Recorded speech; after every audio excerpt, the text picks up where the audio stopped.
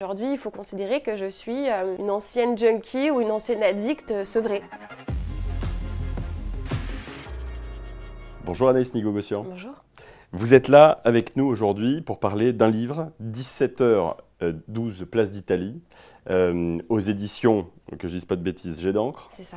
Un livre que vous avez écrit pour parler d'une maladie que vous avez, c'est l'anorexie.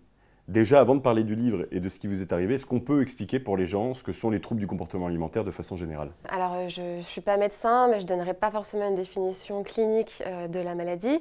En revanche, on parle aujourd'hui plutôt de troubles des conduites alimentaires qui sont liés à des troubles dans la manière de consommer, d'ingurgiter, de s'alimenter au sens large.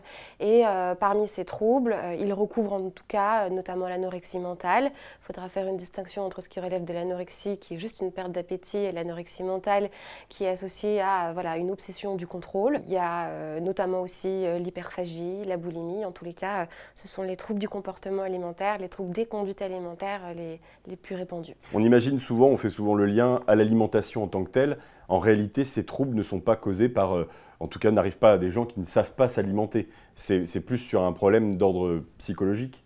Oui, je pense parce que, alors après, c'est une maladie qui a un ensemble de facteurs qui relèvent notamment parfois de prédispositions génétiques, de facteurs neuropsychologiques qui peuvent aussi être liés à votre conditionnement, à votre environnement culturel, votre éducation. Donc moi, en ce qui me concerne, j'ai reçu une très bonne éducation alimentaire. Oui. J'ai jamais été victime de junk food. Voilà, ma maman a toujours fait extrêmement attention.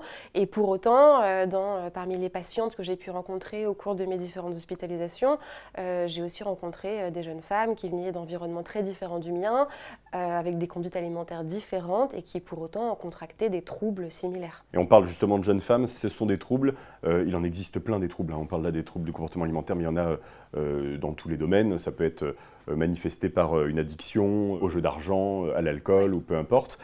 Ces troubles-là de la conduite alimentaire, ils touchent plutôt les femmes.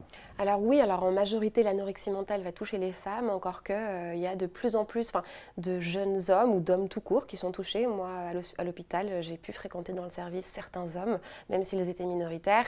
Et après, voilà, je pense qu'il y a la boulimie, des personnalités comme Guy Carlier en ont parlé, en ont souffert. Voilà, et ça peut toucher tous les sexes. Il y a une chose en revanche qu'il faut se dire, c'est que ces statistiques, ils sont très largement sous-estimées. Encore une fois, je ne suis pas chercheuse à l'INSERM, mais il y a finalement parmi l'ensemble des patients qui entrent dans un protocole de soins, il y en a très peu qui sont diagnostiqués en vérité.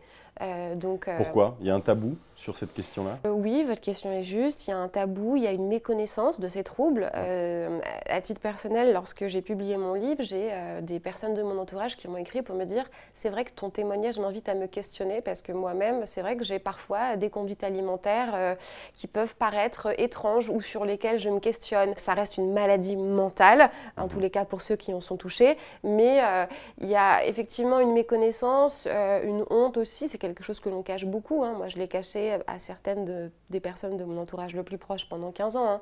Donc, et c'est quelque chose qu'on a du mal à expliquer.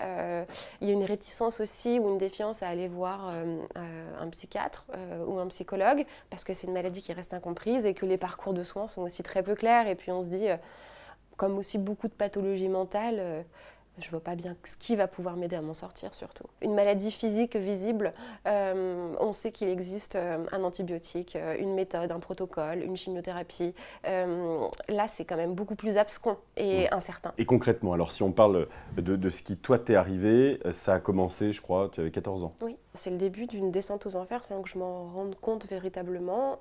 Au début, je commence par faire un régime assez banal, comme beaucoup d'adolescentes, et c'est là où finalement ça ne s'arrête pas à juste voilà, une perte de quelques kilos sur quelques semaines, mais je dégringole et je perds une dizaine de kilos voilà, en quelques mois, et je persévère en fait dans cette routine-là, dans cette hygiène-là, dans cette discipline-là, jusqu'à atteindre un point de non-retour. J'ai 17 ans et c'est à ce moment-là que je me fais interner dans une clinique psychiatrique spécialisée. Et avec le recul aujourd'hui, comment tu expliques cette volonté à 14 ans de faire un régime? C'est jeune déjà pour faire un régime. Voilà, mon corps change, je suis adolescente, j'ai des courbes, voilà, et puis je suis assez victime du regard des autres, je me compare beaucoup à cet âge-là, on se cherche, on est un peu dans une quête identitaire, donc voilà, moi j'essaye de reprendre la maîtrise de mon corps, par défaut de confiance en moi aussi, beaucoup.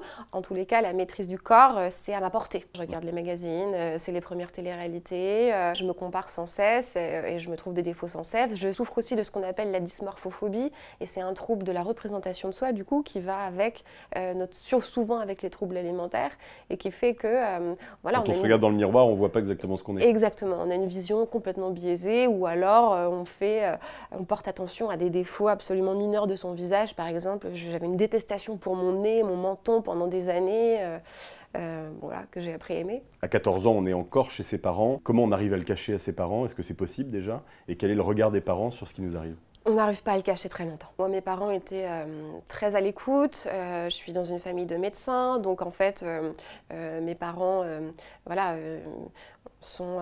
ils sont sensibles en quelques semaines. Et en fait, on m'emmène consulter un pédopsychiatre au bout de quelques semaines seulement. Le diagnostic tombe très très tôt.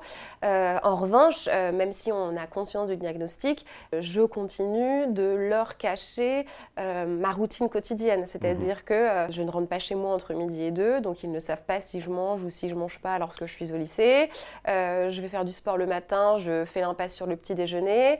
Bon, si je sors le soir, encore une fois, ils n'ont aucune notion, aucune visibilité sur ce que je fais ou ce que je ne fais pas.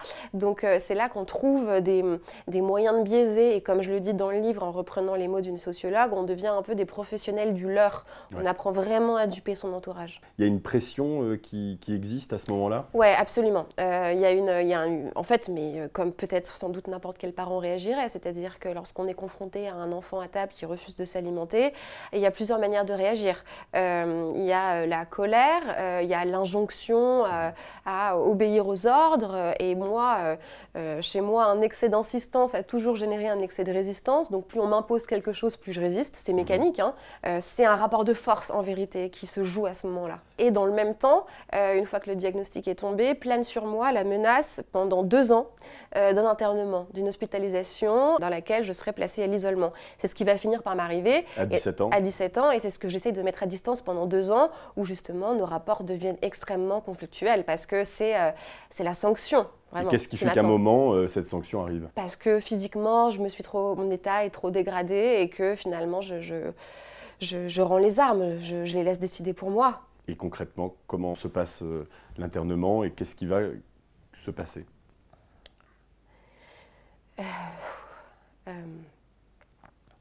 En fait, au début, la première raison pour laquelle j'ai écrit ce livre au début, c'était surtout pour expier tous ces mois passés à l'isolement, dont j'ai gardé une blessure qui est une blessure voilà, qui n'a toujours pas cicatrisé, en tous les cas. Et j'ai eu besoin vraiment de cracher sur le papier le souvenir de ces traumas qui m'ont envahi jusque dans ma vie de femme et dans ma construction au-delà de mes 30 ans. Pourquoi? Parce qu'en fait, je n'en ai jamais parlé à qui que ce soit. Je n'en ai jamais parlé à personne. Je suis hospitalisée à 17 ans, je sors de cet hôpital à 18, et ensuite on fait comme si on avait oublié, comme s'il ne s'était rien passé. Et comment expliquer l'inexplicable en fait? Parce que ce qui se passe derrière ces barreaux, en l'occurrence ce sont des barreaux, c'est indicible. Et puis personne ne le croirait. Même mes propres parents l'ont découvert à la lecture de ce livre 15 ans plus tard. Donc la raison première, en général, les gens me disent « t'es courageuse d'avoir fait ça ». Je ne suis pas courageuse. Au départ, je le fais pour me soigner, en fait. Parce que j'ai trop de colère contenue, trop d'émotions vives, trop de colère, que souvent je retourne contre moi ou contre les autres. J'ai vécu ce qu'on appelle l'isolement thérapeutique. C'est une pratique qui vise à isoler le patient de son environnement familial proche, de le priver de toutes ses libertés, d'aller, de venir, de mouvement, de le priver de tous ses effets personnels et de l'enfermer.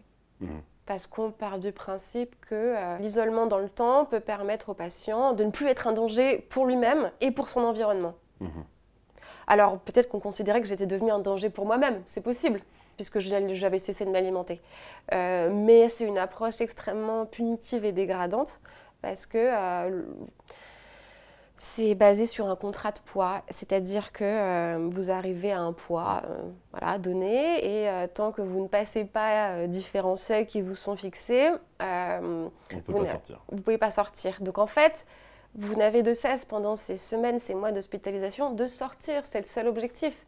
Donc vous ne vous questionnez sur rien, vous ne soignez rien. Et donc finalement, à la violence de votre pathologie, s'ajoute la violence de l'isolement et au final, des troubles supplémentaires. Exactement.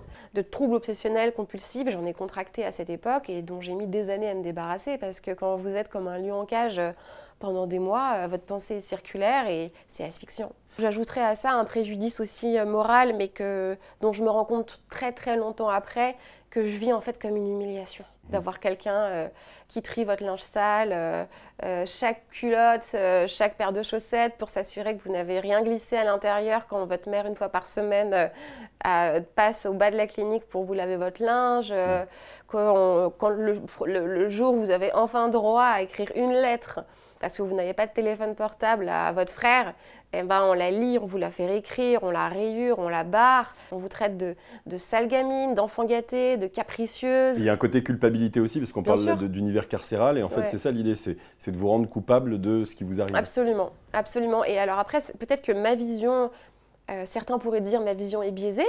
D'autres personnes m'ont écrit sur les réseaux en me disant être passé en tous les cas par cette même institution et en avoir souffert tout autant. Des parents m'ont écrit pour me dire il faudrait que ces types de soins s'arrêtent. Qu'est-ce qu'on peut faire? Qu'est-ce qu'on a comme recours? La fondatrice de la Maison de Solène, avec laquelle j'ai dialogué l'année dernière sur Europe 1 à l'occasion de la journée des troubles du comportement alimentaire, a dénoncé ces pratiques, et en particulier l'institution dans laquelle j'ai été hospitalisée. C'est une institution qui n'est même plus référencée sur les sites qui regroupent toutes les institutions qui prennent en charge les patients qui souffrent de troubles alimentaires.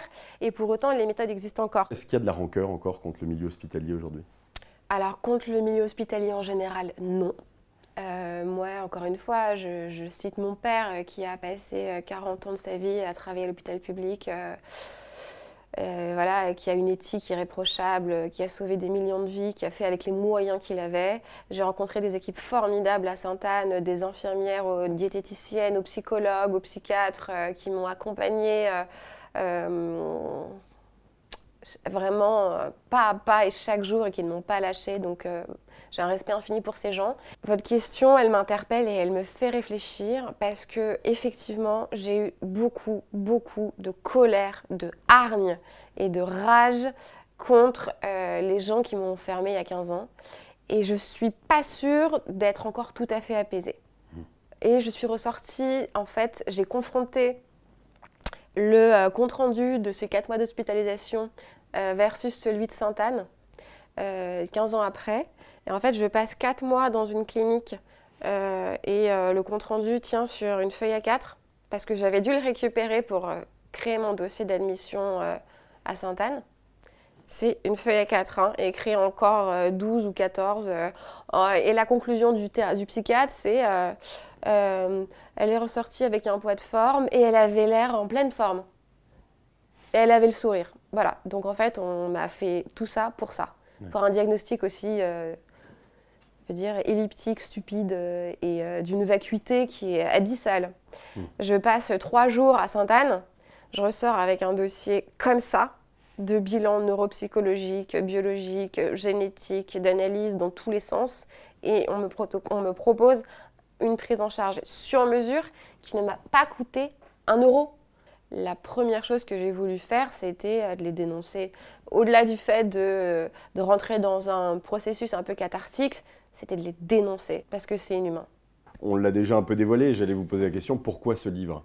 Mais on vient de l'entendre, c'était déjà pour dire. Ouais, déposer ce qui n'avait pas pu être dit, en fait. J'ai senti, à mesure que petit à petit, je faisais comme un coming out sur mes réseaux sociaux et puis que je commençais à en parler, notamment pendant le confinement, qu'en fait, il y avait comme un effet domino, c'est-à-dire que des personnes autour de moi venaient me dire « mais moi aussi, comment t'as fait ?» Et je me suis rendu compte que ce sujet me dépassait, que ça devenait un sujet de santé, c'est un sujet de santé publique. Et je me suis dit, je vais le terminer, pas juste pour moi, parce que moi, mon parcours de soins, je l'ai fait, mais parce qu'il y a un sujet à porter plus haut que moi. Justement, votre parcours de soins, vous en parlez. Est-ce que quand on est victime d'anorexie, on l'est à vie? Bah, c'est encore une fois, vous posez la question qui tue. Aujourd'hui, tout ce que je peux vous dire, c'est que j'ai fait le chemin pour pouvoir vivre bien. Et que je pense que même si on peut avoir une inclinaison ou un penchant ou une addiction, c'est le mot que vous avez employé, parce qu'on considère aujourd'hui les troubles du comportement alimentaire et on les soigne comme tels, comme des addictions, bah, aujourd'hui, il faut considérer que je suis une ancienne junkie ou une ancienne addicte sevrée. Donc, c'est-à-dire que la personne qui est en sevrage ou qui est sevrée, qui désormais est sobre ou est clean, elle sait ce à quoi elle doit faire attention. Oui. Elle sait quels sont les outils à sa disposition. Elle connaît ses failles et puis elle se tient debout, bien droit, et elle essaye d'avancer tous les jours. Tu parles évidemment de tout ça sur les réseaux sociaux aussi.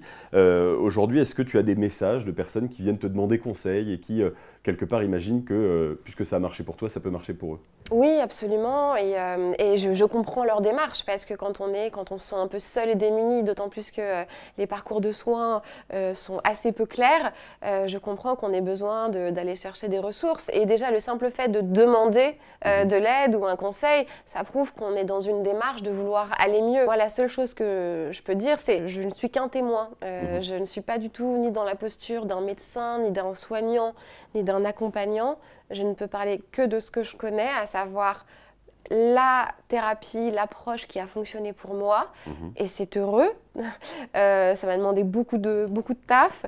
Je souhaite que les thérapies cognitives et comportementales de tout cœur puissent en aider d'autres, mais ça n'est pas dit que ça fonctionne forcément. Donc, encore une fois, je parle uniquement de ce qui a fonctionné pour moi, et je n'ai pas de point de vue d'expert et je ne veux surtout pas m'y substituer. On voit beaucoup sur les réseaux sociaux des pseudos ou des experts autoproclamés, ou même des comptes de personnes anorexiques qui profèrent, qui prêchent des bonnes paroles alors qu'elles sont comme ça et qu'elles ont un IMC à 12.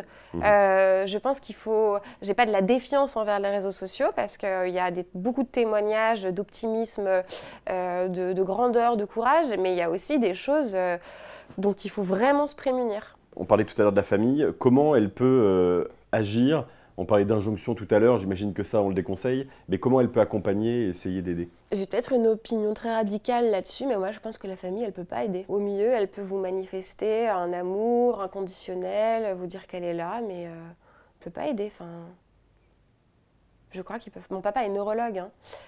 Est-ce que c'est pas lui qui m'a soignée? Vous voyez? Pourtant, il connaît tous les rouages et les complexités du cerveau humain. Il n'a pas su déceler chez moi une anorexie et il n'a pas eu la solution. Il y a un aveuglement de la part des proches parce que sentiment, parce que... Mais c'est pas leur rôle surtout. Ouais. Je pense que c'est pas du tout leur rôle, parce que c'est entremêlé d'affect.